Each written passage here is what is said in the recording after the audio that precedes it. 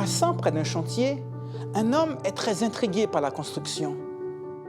Se demandant de quoi il s'agit, il décide d'interroger les ouvriers qui s'y trouvaient.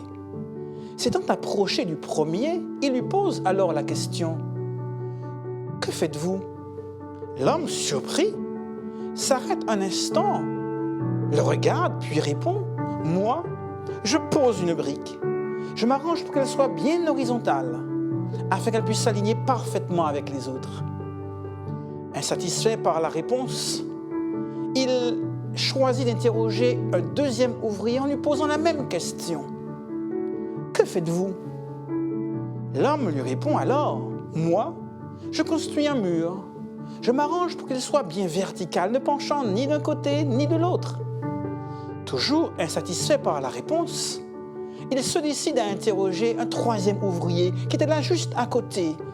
Il travaillait en chantant. Il lui pose alors la question « Que faites-vous » L'homme lui répond « Moi, je construis une cathédrale. » Et vous, que construisez-vous? Jésus a dit « Je bâtirai mon Église ». Mais c'est avec chacun de nous qu'il désire la bâtir. C'est la raison pour laquelle l'ensemble de l'équipe de la Fédération s'est réunie durant plusieurs jours pour prier et définir ensemble une vision pour la mandature 2017-2021.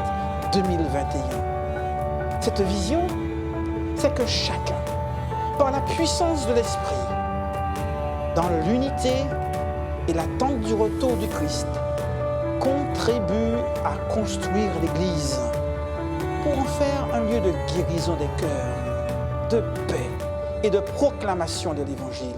Pour tendre vers cette vision, nous nous sommes donné 4 buts autour de 4 actions phares. Restaurer, dynamiser, impliquer, implanter. Restaurer, c'est restaurer la confiance au sein des églises et avec les institutions par un dialogue intense et une communication renouvelée. Nos églises sont à l'image de ce que sont nos familles. C'est pourquoi restaurer la confiance au sein des églises, c'est d'abord restaurer la confiance et l'harmonie au sein des familles.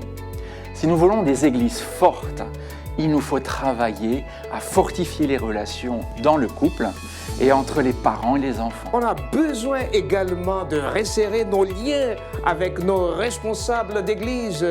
Par exemple, nos anciens, nos pasteurs, notre fédération, nos institutions.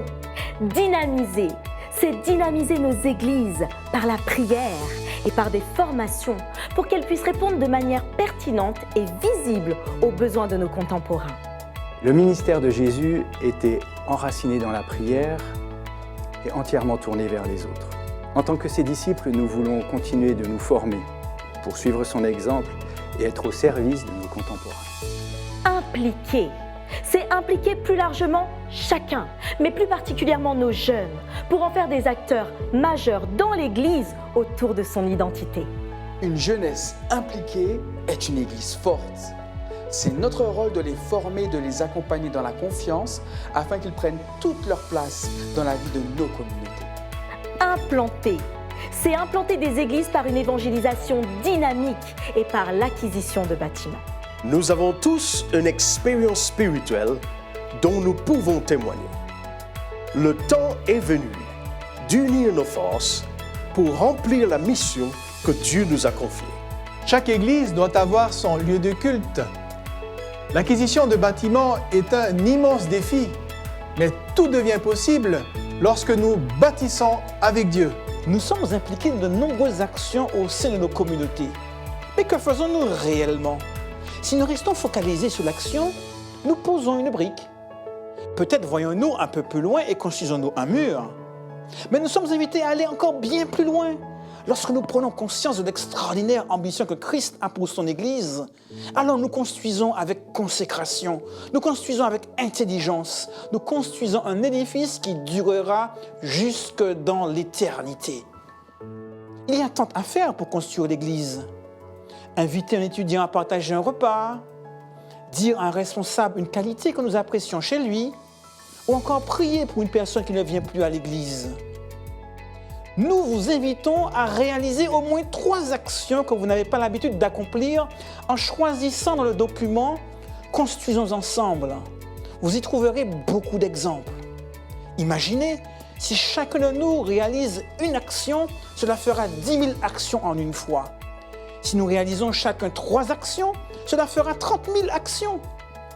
Oui, nous pouvons faire la différence avec l'Esprit de Dieu et contribuer à faire de nos communautés des lieux de guérison des cœurs, de paix et de proclamation de l'Évangile.